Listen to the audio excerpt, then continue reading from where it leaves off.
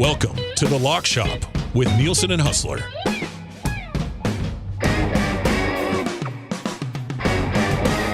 Well, hello there. Thank you for joining us on The Lock Shop, brought to you by Play Alberta. And we'll be diving into some lines today, no doubt about it. Edmonton Oilers. Oh, what a hangout. What a great hangout today. Tremendous hangout. I think you got to be pretty happy with that. If you have not yet used our promo codes for this month, and the best part is we'll have new promo codes in June with our partners over at Play Alberta. Use the code 100sports. Go to playalberta.ca or just download the app. Who is calling me right now? I mean, if you're calling me and I should pick up, you know I'd be on the air if you're that important. So don't call me right now. Ridiculous. A thief? Just kidding. It wasn't a thief, but that kind of would have been funny. Use the promo code 100sports. Deposit $20. You'll get a $100 free bet. This is for both new and existing players. All right. Use the code 100sports. Deposit 20. Get a $100 free bet. You can also use the code YEG50, all caps, YEG50. Make a $5 deposit and get a $50 free bet, which I did use last night on the play of the day. Evan Bouchard assist. Oh, we were jumping around at Boston Pizza last night when Bouch got that assist on the Draisaitl goal. That was nice. So use the code YEG15. If you want to check out the casino, use the code 100casino, deposit $20, get a $100 casino bonus. You cannot use the casino bonus on sports. You cannot use the sports bonus on the casino. And when you activate these bonuses, got to use them in 7 days or they drift off into the air. James P. over on the YouTube chat. Connor Brown anytime goal. Plus 2,000. Cash it. Well done, sir.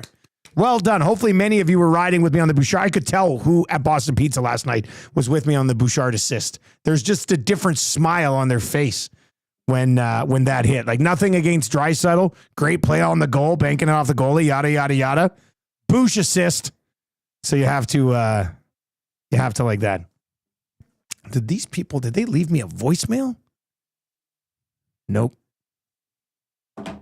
Interesting. Maybe my shirt's ready. My new can I get a win ya? Win ya. This guy's always around for the win yas. You know what we got to do? We got to get Rick Pinter, our old traffic guy, to drop a win ya. We'll get that recorded. I'll get Eric on that. He's got his number. They text a little bit. But yeah, the shirts are now available. The Win Ya shirts. Go to 780.com.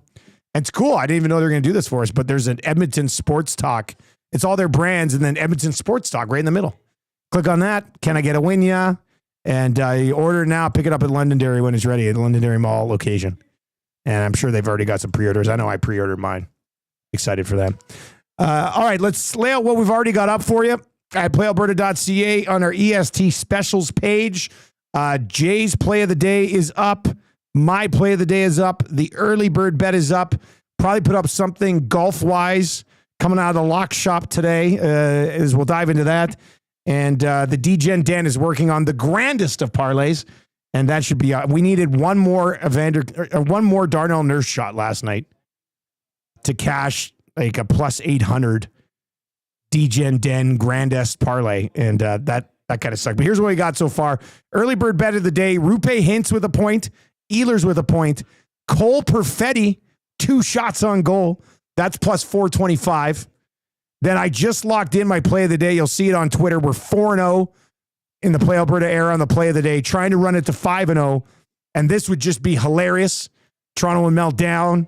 I'm not even trying to get too greedy here. Sam Bennett point tonight, minus 109. I like that one. Jay's play of the day of the Elks win total is still up there. He's got another one that is on the way as well, which I think has something to do with Jason Tatum and 3-pointers tonight. So watch for that one. If you're watching over on YouTube today, sub to the channel. We have now hit 12,000 subs, which is awesome. Trev, you should do up a little 12,000 sub graphic video. You know, like we did for like 10K, where it just sort of slides 12,000? In and we just sort of put it out there. Okay. Like a 10-second video. Like, we made 12,000. Huh? I could do that. That'd be kind of nice. I like that. Nice to celebrate your victories, eh? Yeah, this is great. Okay, subs. I like it. Well, because I was going to, but I don't know. It's a little touchy area with Maddie. If he likes them, if he doesn't like them. Screw on it. Guy's saying it. 12 grand, 12,000 subs. Let's just do it. That's big. That's a big number. Okay, it's a big number. Screw Matty. Okay. Yeah, Winnipeg Sports Talk welcomes us to the 12,000. They might be at 13, actually, with the way that play was. Let's bring in Huss from Winnipeg Sports Talk. We'll dive into the games tonight. See Scheifele. Oh, thank you, Huss. Oh, a little golf clap for 12,000. Did you guys hit 13? This is sub-season. It is sub-season, isn't it? For EST and WST. It really is. You're right. It's funny you were having this conversation because we just literally hit 13 last night. That's what I thought. I figured you guys would probably there because we're like 1,000 behind. And you're right. It is sub-season. The subs are just growing on trees right now. It's great. Hey, everybody wants a piece of the Jets and the Oilers right now, and they know where to get it. Winnipeg Sports Talk and Edmonton Sports Talk. It really does work out well for us. We picked the right years to do this. Holy smokes. It is good for business. I mean, listen, the last few days have been so crazy around here after Game 7 and that win for the Jets. And then I can imagine the Nasties were having a pretty good time on the Nielsen show today after what we saw last night. Buddy, what did we hit? We hit like... I don't know what it's at now, Trev. You should look it up. But we were over 1,200 likes on the live show this morning, which was just awesome. And we might as well start there because then we'll transition into tonight's games. Oh yeah, the Oilers in the final 40 minutes of that game last night, Huss. The Golden Knights looked like the Kings, hanging on for dear life at the end of the last series. 4 5-on-5 shots in the final 2 periods for the Golden Knights last night. High danger chances. Eric had them this morning. High danger chances in the game 13-3 in favor of the Oilers. And this is after falling behind 2-0. I don't know what it is. They've now set a playoff record, 5 consecutive come from behind victories. It's remarkable how they operate when they get down a goal or two. No, listen, I don't want to take the shine off what the Oilers are doing because it is quite incredible. And I have to give everybody credit. But I mean, they're going to some lengths to pull this off that frankly are really on the edge. I mean, is it legal to have Connor McDavid and Connor Brown switch jerseys mid-game and have McDavid go out there wear number 28 in the third period? Is that allowed? You know what's crazy? We were just talking about it here in the office. Connor Brown has twice as many playoff goals as McDavid this year. Dude, the goal he scored, he absolutely abused Shea Theodore, one of the best defensemen in the National Hockey League. I could not believe my eyes when I saw that. But what have you been saying the whole thing? Well, Vegas has this huge advantage on defense. I mean, they've got one of the best playoff-ready defense cores in the entire NHL. Connor Brown, I mean, what a performance last night.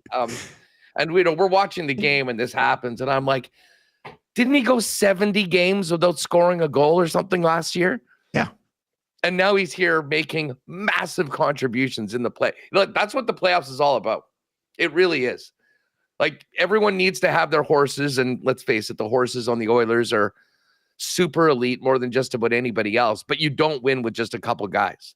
I mean, that's been the problem in the past for the Oilers, and that's kind of different now. And I mean, a lot of those guys got a taste of the experience with that run all the way to the final last year. And now we're seeing guys step up and the composure, the confidence of this team when they're down. I mean, that 5 games in a row is just simply insane. And let's face it, they were dead to rights in the first round. And then what happened in a couple of those games just transformed into the series. And now, like we said yesterday, if they're going to get one, like I think last night was a great spot for Edmonton to do it. And everyone that got on him at plus money was pretty darn happy when they saw the way that thing ended up. I am pretty sure that the Golden Knights leaving the rink last night were probably cursing the Jim Hiller challenge in Game 3 of the last round. Like even the goalers like, damn it, man, why'd you have to do that? You just kind of awoke a beast, and they haven't looked back since that moment, essentially. For the Edmonton Oilers. So it's... How about Rob Blake walking the plank, but not Hiller? Yeah. Yeah, that was interesting, especially because you're assuming Robitaille and Blake have a great relation. We were talking about it right after the series. What is the most likely sort of scenario in Los Angeles to come from the loss? And Hiller is only a year and a half in, so I thought, well, maybe they'll be patient with him and it'll be a typical short leash next year. Maybe you get 2 years and then you're out. And then Tommy and I were speculating on the oil stream that You know, if they blow out one, do they blow out both Robitaille and Blake? And obviously the ownership group is thinking still very highly of what Robitaille can continue to build there, right? So I don't think it was one of those situations where Robitaille went to Blake and said, you either fire him or you're out of here. You know, I don't think Rob Blake takes that bullet for Jim Hiller. So obviously they felt the general manager position is the one that will change things for LA moving forward. I'm not necessarily sure I agree with it. But yeah, that was an interesting way to, it's such a great line that you had on Connor Brown and Connor McDavid switching jerseys, because when he got that puck and cut around Theodore, I tweeted out Mario Lemieux walking the North Stars in 91. Connor Brown in the third period tonight just made it look so easy. It just, some of those guys have stepped up, and that's why we were talking this morning about, you know, they're finding ways to win. You get this Calvin Pickard story, and he's been a second goal he allowed last night was not good, but his save percentage in third period so far in the playoffs is .957. So he's sort of locked it down in the third. Just a bunch of these little things, and I'm sure you're seeing a little bit with the Jets as well, where these little things that start to pop up along the way on what could be a deep run that really start to give you belief that the team can actually get it done. I mean, I don't think you need to convince anyone in Winnipeg about believing in their team after what happened on Sunday night. I mean, it's this has honestly been the craziest 48, 72 hours. I will make the argument that it has been the best 72 hours to be a Jet fan ever. Like, the vibes after winning game one of the conference finals against Vegas were really high. You thought, oh my God, we're right there, and this team could definitely go to the Stanley Cup finals. Getting the team back kind of is in a special category because that changed everything about the city. But I can't even describe to you, there is not a single person in this city that has talked about anything other than the comeback on Sunday night and that double overtime win for 3 days. Even with Bombers rookie camp opening. Unbelievable. And you know, listen, Goldeyes home opener, or the Goldeyes open their season today. Bombers are down to business right now. The track's opening up. Golf courses are opening. And the Jets are hosting the Dallas Stars tonight. It's gorgeous outside and has been for about the last week. So we got a nice day here too. It's like 23, 24, a little cloudy, but still pretty nice out. Hey, you know how it is, dude. We pay the price all winter long. So when it gets nice out, you know, you got to make the most of it. But for all of this to be happening at the same time, it is a very memorable few days in Winnipeg. And I mean, the hopes are that this team can start it off well tonight against a very good Dallas Stars team and get one in the win column and take advantage of the whiteout and go to 5-0 at home. Let's get to a couple of messages. If you're watching over on YouTube today, hammer the thumbs up for us. It'll help push the Lock Shop out to others just like you. I love this Anderson Sports message over in the nasty chat on YouTube. It says best bets, because on today it says NHL playoffs. We'll get some PGA Tour best bets. He says best bets is mutual funds, good dividends, and compounding interests. Enjoy your gambling. I was like, you've come to the wrong place, my man. You've come to the wrong place. Yeah. Did you get plus money on the mutual fund last night against the Vegas Golden Knights? I don't think so. Were you on the edge of your seat hoping that Evander Kane got? So the parlay yesterday, Huss, that we had, the early bird bet yesterday was a Draisaitl goal, a Bouchard assist, which happened on the same play. And then we needed Evander Kane 3+ shots. And he had 2. And he came in over the blue line. And I was yelling. I was at Boston Pizza. I was like, shoot the puck. And then he passes it across to Hyman. And Hyman scores the eventual game winner. And everybody's chanting. Everybody's like, ah. And Eric joked today, I was like Lieutenant Dan and Forrest Gump on New Year's Eve, where like everybody's celebrating around you. And I was just... God, we needed one more Evander Kane shot to get it done last night. So you tell me if your mutual funds can do what shot props do for us. And it's on the edge of the seat all the time. Yeah, I don't even want to talk about mutual funds and whatnot. I had a bunch of money and I put it all into a TFSA. Yeah. I think tax-free savings account, I believe. Yeah, well, whatever. I guess it's like an RSP. I don't know. Yeah, I don't know what it is. I don't know that stuff. But what I do know is that because of the timing, I had to do it for tax season, like by March 2nd or whatever at the end of February. And I think Trump put the tariffs in on the 4th. And I'm pretty sure that it almost immediately, like a lot of things, took about a 20% haircut right off the bat with what happened on the market. I think it's gone back. The good thing is when your teams are in the playoffs, you don't have to worry about stuff like that. Yeah, I think what the government should do, and I don't necessarily understand how any of those things work. I do have some of them. I have other people who sort of, well, like Gager, for example, I have something with Gager because he's a financial guy. I let the professionals handle it. But it would be nice if when you're leading up to tax season, if you can say, I just deposited $5,000 into my betting account. So let's just take that off and then we'll just go from there.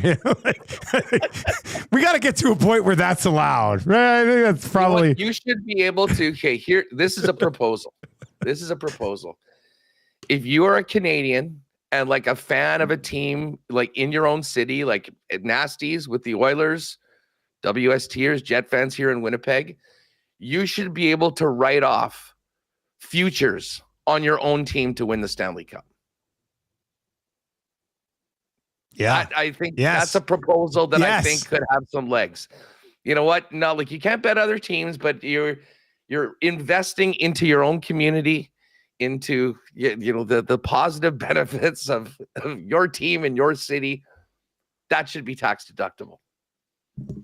We need somebody. Where's Andrew, the accountant who listens to the shows?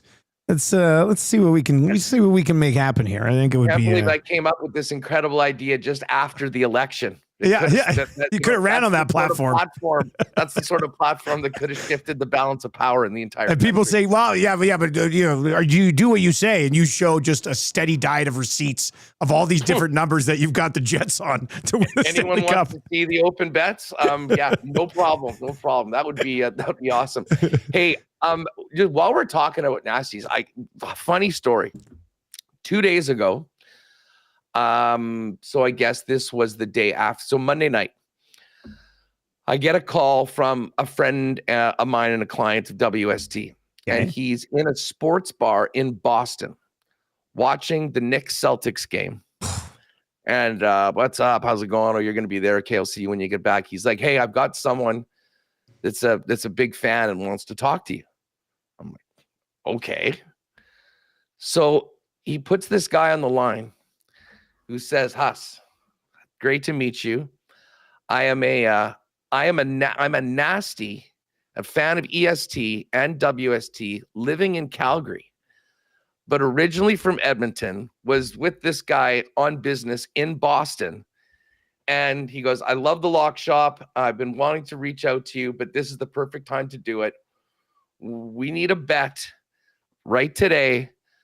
He's an Oiler guy. I'm a Jets guy on the Hart Trophy. Oh, so wow. On the phone. We bet a bottle of whatever, each other's guy's choice. If Draisaitl wins, I owe him. If Hellebuck wins, he owes me. And if Kucherov wins, it is a push. So shout out to Steve Tansouni, who is in Calgary, Edmonton guy, big fan of the lock shop in EST. He and I was supposed to mention this yesterday on the program. I do it today. It's official, Steve. It's in lock shop history. Here is our shake. And you can represent oil country. I will have the peg and our guy Hellebuck. And we'll see what happens with those Hart futures at the end of the playoffs. If we're lucky enough, one of our teams are going to be playing right there, and we won't be thinking as much about the Hart Trophy and more the Conn Smythe Trophy. That's a great story, though. I absolutely love it. Shout out Steve in Calgary for supporting both of our channels. Very much appreciated. Penner's Pancake says Huss should run for premier in Manitoba.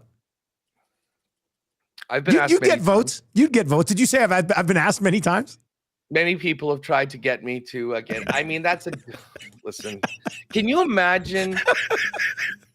Like, I am a man of the people. I would probably have some legitimate support if I ran for, I don't know, like the city council or something. Yeah. But I mean, you couldn't pay me enough to do that. Like that just. Listen, I don't know. It's not to pull the curtain back, but I mean, if people have watched this show enough, I mean, it's a pretty good gig right now doing WST and just doing the living the lifestyle that I've managed to fall into here right now, which, by the way, included a late night Audible of a plane ticket to Dallas on the weekend. Did you get one last night? Oh yeah. That's exactly what a premier would do. You could have your own plane to go down. Decision. Well, that would be a benefit. I'm not sure that there's the province of Manitoba is broke. They aren't PGAing anybody around all over. They need to figure out some other things. See, but at least you understand the economics of the province, Huss. Like you just said. I do. So I am. We'll work out times. I should be good to go, I think, for regular programming, but it will be from the Lone Star State early next week. What a guy. I was going to say, I can see your political, you know how they have the night of the election, there's a party for yours is at Win City and the cameras are there and you're at the Wood. You're like, you know what? We're monitoring the polls right now and things are looking good. Early returns are positive. Okay, I don't mean to slam everybody at once, but that would be the greatest political party ever, because I don't know if you agree. Like when you're sitting around on the election day and they're going on, oh, here we're at Liberal headquarters. Oh, we're at Conservative headquarters, NDP.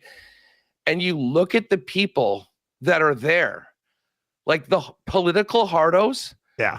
Might be the least attractive group. Not attractive in physicality, but like the group that you'd want to like be and hang around. You never want to hang out with those guys ever. Where do these people come from? Yeah. They're corny chants and oh my God, it's so manufactured. I see some of this stuff and I just have to turn it off. I'm like, where do these people come from? So yes, if we did start a party or make a movement, it would be for all the people that can't stand everything about politics. Yeah, this is our movement. That's you. And tax-free futures on your own team. I love running on that platform. It's so good. Who was it earlier? Somebody in the chat. Yeah, VR Montenegro says, box 109, capital games. Box 110, gambling losses. On the as you're filling out your taxes. I think that's pretty good. Somebody else did point out that the premier had to catch a ride on the Bombers plane to Grey Cup, and he paid for it out of pocket. So there's no private jet for the premier of Manitoba. No, and I don't know exactly how that all shook out, but again, I'm very happy to be on the sidelines of any of those conversations right now. This is a good one too. VR Montenegro. The entire amount in the Manitoba coffers is on a KFC anytime goal, budget balanced.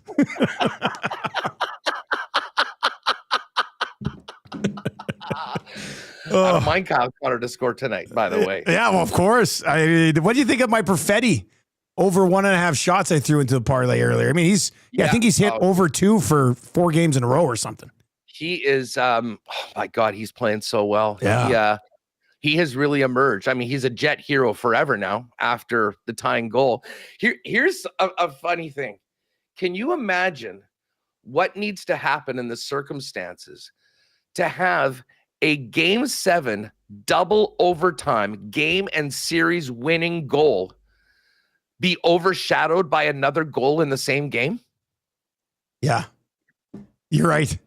Like Adam Lowry, first ever Game 7 home game period, Game 7 win, double overtime, series winning goal. And you ask anybody around here, what will you remember? What's the iconic moment from that game? It's not the double overtime winner. It's 1.6 seconds.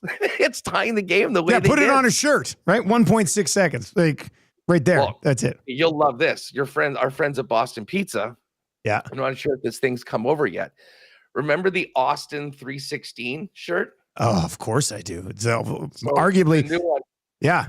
It's Cole 1.6 because it was 1.6 seconds. Yeah. That's good. So those are coming out. If you go to BP anywhere in the city, you'll see everybody weering those, and I think they're going to I love a gimmicky shirt. We just got some done ourselves, so that definitely works.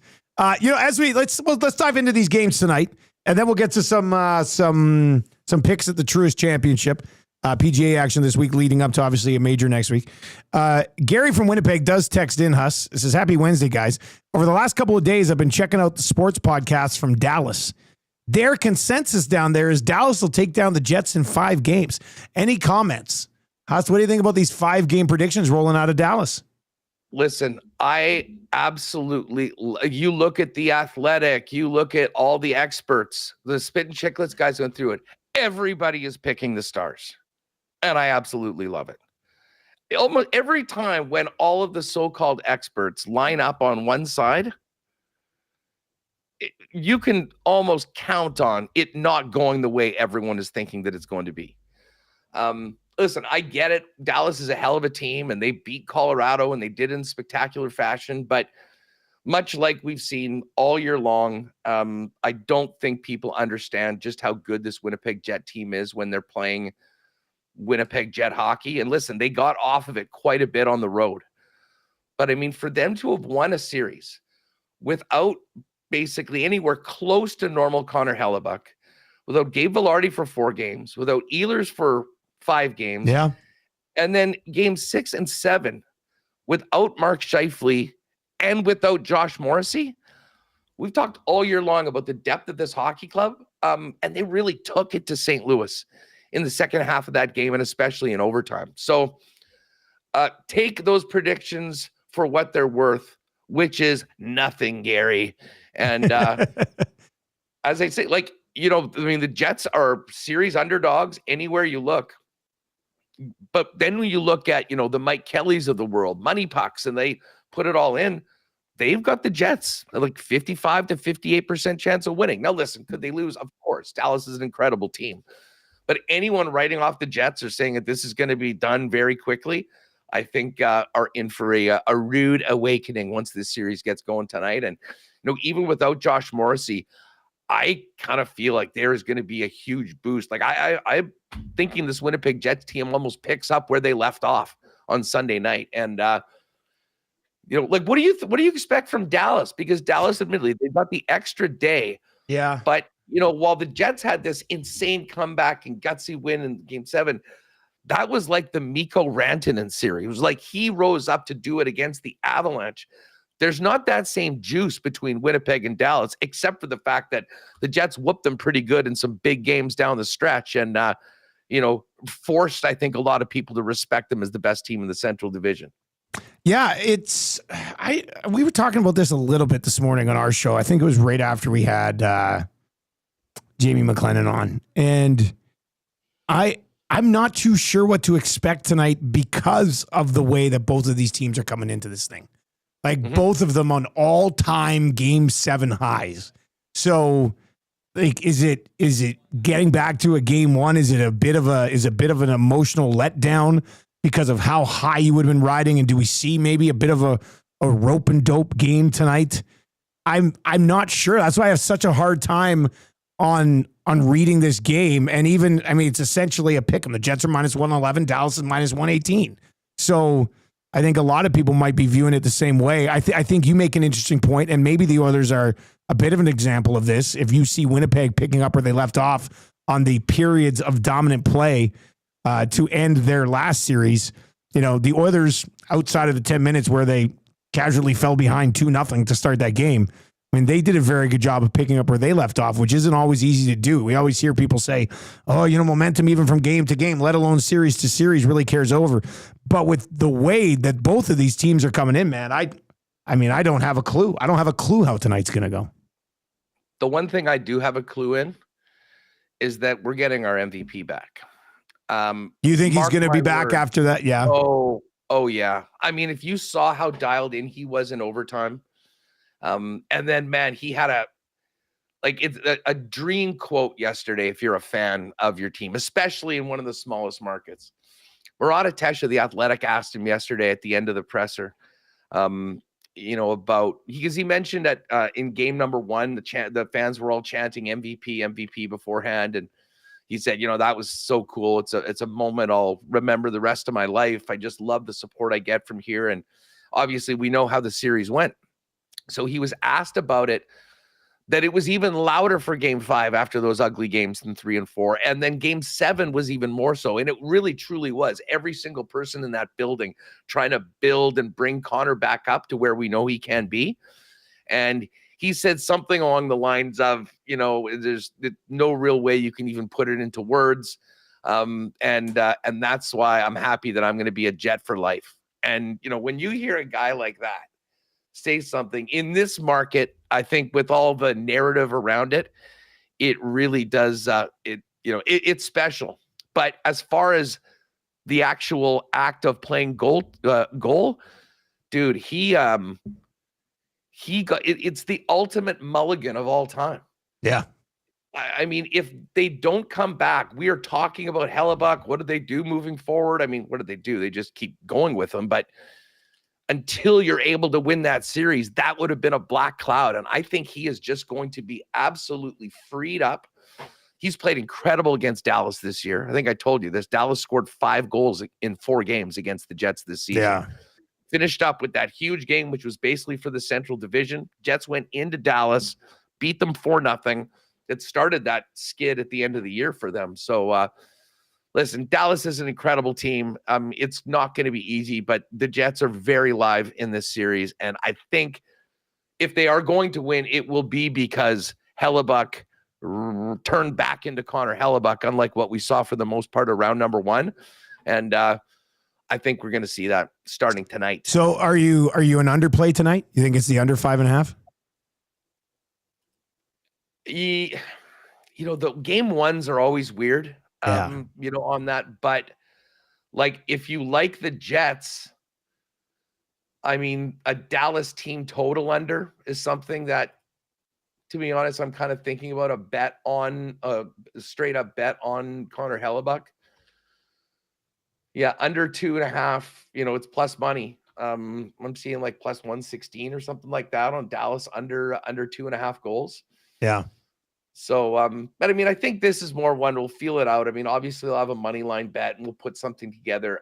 What's interesting, and I'm not sure if you're seeing it, Scheifele now is just being added. Like originally, they didn't think Scheifele was going to play, and then all of a sudden, he's out there in a full contact jersey in the morning skate with the lines. I mean, Arneal's talking as we're on right now, so we'll have that more coming up, but. And I think that's probably moving the line a little bit more towards the the Jets seem to be a bigger underdog yesterday than they are right now. And I think a big part of that is the fact that Scheifele's back, although Josh Morrissey won't play. But, man, everyone on that blue line stepped up so big. I do love Pionk props. I mean, if you're thinking about the series or you're thinking about games, Neil Pionk, he is going to be Josh Morrissey now. The guy logged 46 minutes in game 7. Can play a ton, yeah. Dude, he did. And, he'll now be getting way more time on the power play. He'll be playing those big minutes and playing with those top players. So individual points, over 3.5 points for the series. I love the Pionk props for round number 2. All right. What about this other game tonight? Ooh. Maple Leafs, Panthers.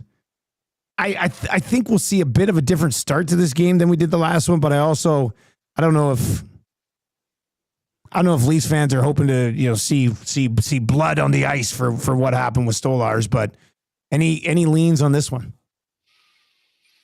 You were on the Leafs in game 1. Let's just, if you missed that last show. In game 1, and now what has happened since? Like, I guess I did say I still think that Florida is probably going to win the series, and if that's the case, they're going to have to get one back.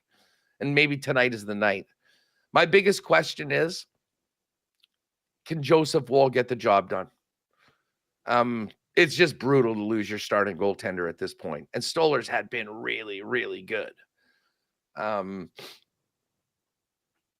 the Leafs at a pretty big underdog number at time. I mean, even bigger than they were last game because, of course, they were, that's when they had Stolarz. Yeah. I mean, it would be cool. I know there's a lot of people that are Leaf haters. And I mean, I'm certainly not a Leaf fan, but going up against the Panthers, I really find myself sort of pulling for them. And of course, I did bet them in game 1. But it would be cool to see if they could really step up and, take advantage of home ice. make that not the library that they get the heat for, and really get those fans into it. And I imagine that they will be. Like, there's some juice to this series now with what's happened with Sam Bennett, but they're going to have to beat him on the ice, beat him with the power play. Like, I don't think that they have the team to go up and try and out-Panther the Panthers. I'm getting all greasy in every single shift. I mean, you almost have to ignore it, play through it. And man, you look at what Willie Nylander did in game number 1. Can Matthews or can Marner be that guy early on? I mean, there's certainly a path that they win this game tonight and they're up 2-0. 780-218-9999. 780-218-9999. See run over in chat says Wolves had some pretty big games last year. I think he'll be okay. Marners and Matthews need to have a big game. Penner's Pancake says Vegas was unusually quiet last night. Very Toronto-esque. And I brought that up on our show, I guess, yesterday morning. You know, I saw people being like, this place is rocking. And I tried to give them the benefit of the doubt and say, maybe it just doesn't come across great on TV. But as I tell you, watching the league, I don't know, it just like they're up and they're swinging their little white pom-poms or whatever it is. And it almost feels like they're standing up because other people are standing up, not just because you want to as a fan. You know, it almost seemed like they're like, oh, it's mandatory. I better get up and I don't know. I hate the vibe. I hate the vibe in Toronto. I just do. I'm sorry. I do. Well, listen, I mean, we've got a lot of friends that are Leaf fans, and like those people are actually legitimate fans. But unfortunately, because of the makeup of that city and who's got the tickets for the biggest games, it's a lot of people that aren't that invested in the team, that frankly aren't there that often, and certainly don't bring it like fans in the other Canadian markets. So it is what it is. That's part of the reason why they're the richest team and they've got all this money to throw around, but they do, I think, take a bit of a hit come playoff time with the makeup of their crowd. That being said, if the players go out and get everybody going, it'll seem like it'll be a pretty darn good atmosphere, but the crowd isn't going to lift the Leafs into it. The Leafs have to lift the crowd into it, which is very different than Winnipeg or Edmonton or some of the other places in the league. Danny C over on YouTube saying he likes Florida and Toronto over 5.5 tonight. That is minus 125 with Play Alberta. Huss, let's dive into some golf, shall we? A lot of big names playing at the Truist Championship. No Scotty Scheffler. We didn't hit on it earlier in the week. How about Scotty Scheffler last weekend? Dude. My God, that was unfair. They should have just called the thing partway through. Said, okay, enough. Everybody else is dead. You win. Well, just on that, like, how amazing is next week going to be? Oh, man. With the PGA. Like, Rory having done what he did at the Masters, Scotty winning and playing at the level that he's at, Bryson just winning on LIV. He just won LIV, right? Yeah. So I think the big dogs right now are ready to throw down a Quail Hollow. And that, of course, is a Rory McIlroy. I mean, he owns that course. And I mean, for those of us that got on that infamous Rory Slam ticket a month ago or whatever, there could be some nervous people if if Rory ends up pulling it off. And I certainly think that he can. And listen, when Rory or Scheffler are in the field right now without the other guy, the way they're playing, it's going to be a really, really short number. I mean, the numbers we saw last year on Scheffler were so crazy. And it was basically like Tiger Woods. I mean, the gap from him to everybody else. But now with Rory doing what he's done so far this year, it's kind of a 1-2 race. But for the Truist, without Scotty playing in it, no surprise that it's Rory, Gap, and then everybody else. Yeah, Rory's sitting at 4-1 right now, and then it's down to Morikawa, then Justin Thomas and Aberg and Schauffele, then down to Cantlay, Vic Hovland, Tommy Fleetwood, Jordan Spieth, Hideki, all in there as well. Who do you like this week, Huss? Who's jumping off the page for you?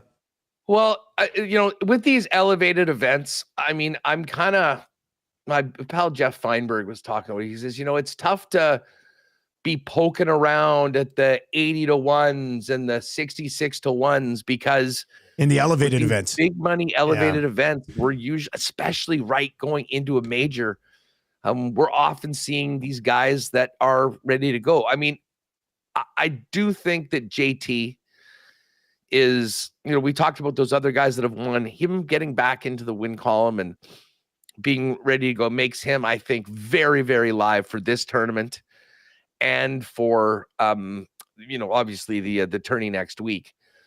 No, this isn't Philly. I guess that's the Philly Cricket Club. This is the Philly Cricket Club. The trophy is like a cricket bat. Oh, it kind of looks pretty cool. I saw it pop up yesterday. I saw some practice of JT today, spinning balls. I guess what I was learning is that, some of these greens in the Northeast at this time of the year, they're a lot firmer and sometimes they have a hard time sticking around. He was taking wedges and pulling balls back like 25 feet once he got onto it. I mean, he just seems to be absolutely dialed just in. On a string right now. Well, I'm not going to take Rory this week because I'm going to be on him next week at Quail Hollow at the PGA. And I think this is really going to be sort of a professional preparation week for Rory. But JT is a guy that it's very hard to, it just kind of felt like he was going to break through and then he was going to be back. At him at whatever, 12, 14, whatever number you're getting, I think, you could sink something into JT and be pretty confident that you'll have something to watch on Sunday afternoon. But if you go down a little further, listen, I've got time for Corey Connors on this course, to be honest with you. I mean, Corey's tee to green game has been so good. It just comes down to whether he can putt. Yeah, every time, right? I saw Mayo talking about Keegan Bradley as well, another Northeast guy that knows these courses that, is like all of his metrics are great, except he can't sink 4-footers, which is kind of that's going to hurt you. Important. That's going to hurt you on a lot of courses. Yeah. But you know what? The thing is, that is the one thing that can just change week to week. So, I mean, like Bradley at 50 or more, I think is kind of a fun long shot, but I have a hard time looking past the 25s here. I think I'm going to put a little sprinkle on JT to win this tournament.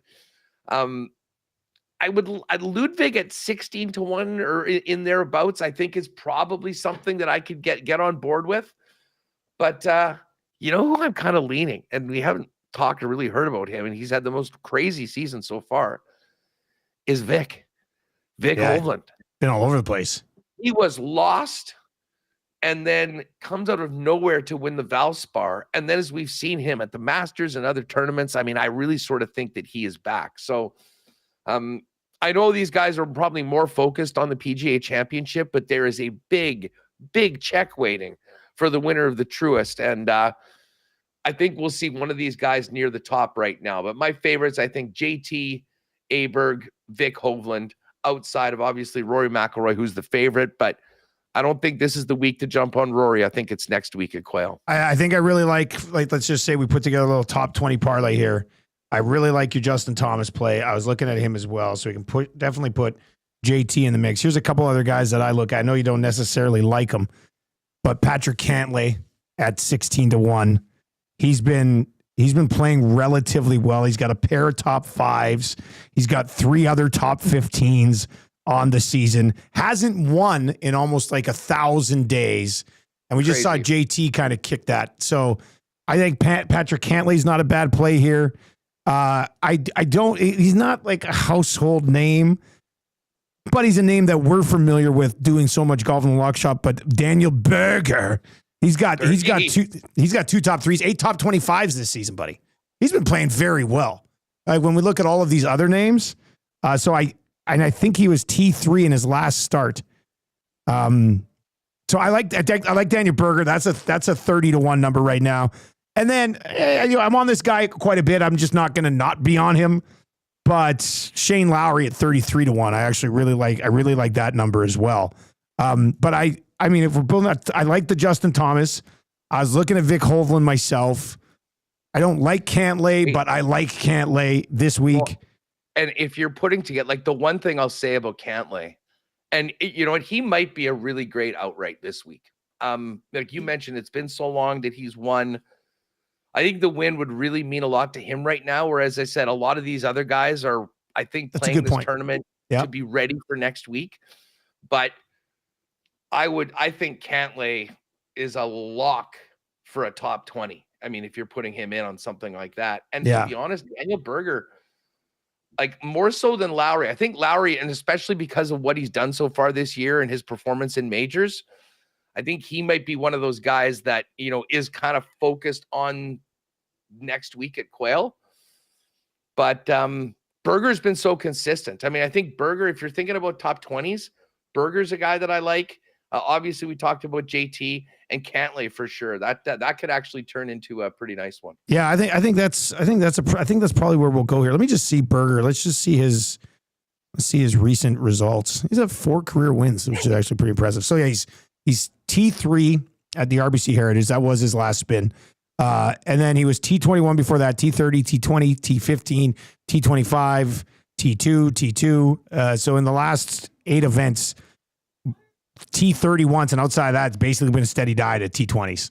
So even at the Masters, he used T21, so he's just outside that number. So yeah, I like Daniel Berger. So that's what we'll lock in here, because I like your JT play. So we'll go JT, we'll go Berger, and we'll go Cantlay on a little top 20 parlay. Huss, what's coming up on WS? I mean, I guess you guys are. You going white pants? You got the white pants on already, Huss? You put those on later? I don't. I'm wearing sweats right now, but they'll be on again. That outfit is 4-0 so far in the playoffs. That's the crazy thing about the Jets. Like in the past, like even when they went to the conference final, they were winning a ton of games on the road and basically kind of shrinking with the pressure of the whiteout.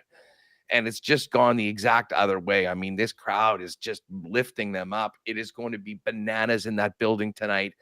A well-lubricated whiteout for the 8:52 p.m. start and puck drop tonight. So we'll be the whites will be on, and the Jets are going to be ready for the Dallas Stars tonight. Cannot wait. We're going to be talking about that. Connor Rabchak was down at the morning skate. He'll be joining us to give us the latest. We'll hear from Coach Scott Arniel, Pete DeBoer, the mayor of Winnipeg. Speaking of politicians. Oh, so now. Listen, they're like, hey, any chance we could get on WST right now? Of course, look at this Mayor, guy. You should be the premier, Huss. This is a true influencer. That's the word now, Dusty. That is, you're an influencer with content. Although, by the way, did you see the video that I posted on Insta? I had totally forgot, just in the mayhem and chaos after the game. I forgot that I pulled my phone out when the Jets won in double OT. If you want to see a guy that is like at that moment experiencing one of the greatest moments in his life, that was me at that moment right there. It's I had to turn the notifications off because it was just juicing down the phone too much. But people have enjoyed that. And hey, hopefully we've got some more great moments beginning tonight when the Jets take on the Stars. So appreciate all the support from the Nasties. We know that we are now 7 wins away from the Lock Shop Bowl in the Western Conference Final. I mean, if that happens, we have to do some home and homes here. Like, I think you can pretty much count on the WST crew stepping up for game 3 and 4. And you guys will be most welcome here in the Peg as well. It would be very fun to get the gangs together for that. But again, lots of work to be done. We can't really think about it too much. We got to focus on Dallas tonight and see if the Oilers can come back from Vegas up too. Why not? Huss, you have a good show, buddy, and we'll catch up with you tomorrow, man. Good luck, Winnipeg Jets, Dallas Stars tonight. Bucks, everyone, tonight. There you go. That is Huss from Winnipeg Sports Talk. All right, so we put together a little parlay. I'm going to send it over to our guys at Play Alberta right away here. We're going Daniel Berger, top 20. Let me bring up their top 20 numbers here with our crew over at Play Alberta. Let's see here. Let me bring up the top 20s. All right, so top 20s. Here we go. So what do we say? We're on Justin Thomas, top 20. JT top 20, minus 164. Patrick Cantlay, top 20, minus 125. And Daniel Berger, minus 105 for the top 20. So put those 3 numbers together. We should get a pretty good number. I'm going to send it over to the guys right away. And then that will pop up on the quick links section, the EST specials page So if you want to go ride with us on that golf parlay, you can find it once I get it over to him. I'll send it over to him before Oil Stream starts, so it should be up right away. But that'll be a pretty good number. Justin Thomas, Berger, and Cantlay all to finish top 20 at the Truist Championship, setting up for obviously a huge week next week. We'll have that for you. Still waiting on the boys from the boys and girls over on Discord in the DGen Den to get us the grandest of parlays. We'll have that for you. We have 3 already up. Early bird, bet of the day, Rupe Hintz point, Ehlers point, Perfetti 2 shots on goal, plus 425.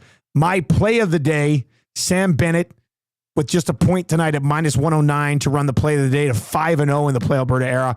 And then Jay's play of the day, Tatum 4+ threes, plus 120. They'll need that. They'll need Tatum to get going tonight for sure. I'm not going to say it's a must win, but man, do the Celtics need that one tonight. Some other NBA news. Steph Curry's going to miss a week. So watch for the numbers on those series totals and see where that settles down. I mean, he's going to miss at least game 2, but if you're looking at a week, you're probably thinking at least game 2, probably game 3 as well, maybe game 4, which is that's wild. That's a huge swing in that series. And how about the Minnesota Timberwolves last night? My God, at one point they were 1 for 20 from beyond the arc. I don't even know what they finished, but I do know that after the game, it was brought up in their last 2 games, the Minnesota Timberwolves, who were the 4th best 3-point shooting team in the league through the regular season. The Timberwolves in their last 2 games, one was a loss last night to the Warriors. The other one was the win in game 5 over the bloody Lakers. They've shot 12 for 76 from beyond the arc, which was pointed out to Anthony Edwards and Julius Randle, and they're pretty chill dudes. They kind of laughed at it last night. Won't be a laughing matter if it continues. But the Timberwolves going 12 for 76 over the last 2 games was the worst 3-point shooting stretch in the history of the NBA. And this is for a team that had 4th best shooting percentage of the year from beyond the arc, which is just crazy to me. So something to keep tabs on in that series as well. That 3-point shooting should come back to the mean or whatever they say. So that could be something to look at in that series moving forward. But I thought that was pretty, and they just keep firing. Like it's 12 of 76, and I know some of them are contested. But I could walk over to LA Fitness right now and shoot 12 for 76 from beyond the arc. That's insane. Like very confidently, I could get 12 of 76. Tommy Gazzola might go 12 of 76. Hernan, could you go 12 of 76? I'd probably be higher. Oh, you'd be high. Look at this guy. Cold-blooded killer here. He's the Anthony Edwards of Edmonton Sports Talk. Well, I didn't go 1 for, what was it yesterday we were talking about? 1 for 20? They were 1 for 20, 5%, when you were still with me at Boston Pizza. He's been walking around here with some swag. Who, Hernan has? He's strutting. Your mic's not on. I'm like the Oilers. Because you're so confident with swag now. Confident. Dodging me in Tecmo, but whatever. You're waiting for the regular season. I know. If you've not yet used our bonus codes here at Edmonton Sports Talk over at Play Alberta, use them. There's no reason not to. $5 minimum deposit. Use the code YAG50. Boom. $50 free bet. $20 deposit. Use the code 100sports. Boom. $100 free bet. And if you want to dabble in the casino, there's a lot going on in that casino. If you want to dabble in the casino, deposit $20. Use the code 100casino. Boom. $100 casino bonus right there. Each of those codes usable once per player in the month of May. New codes coming our way in June, which is obviously very exciting as well. All right. On the way next, the oil stream. It's going to be a fun one as the Edmonton Oilers finally win game 1. I don't know where it goes from here, but Hernan claimed the series was over last night. I think that's why he's walking around with so much swag. He's very confident in the prediction. We will get into that coming up. Recap the post game last night, obviously, and take a look forward in this series. That's going to do it for the Lock Shop today. Thank you very much for joining us. Best of luck if you're riding tonight, and we'll talk to you tomorrow.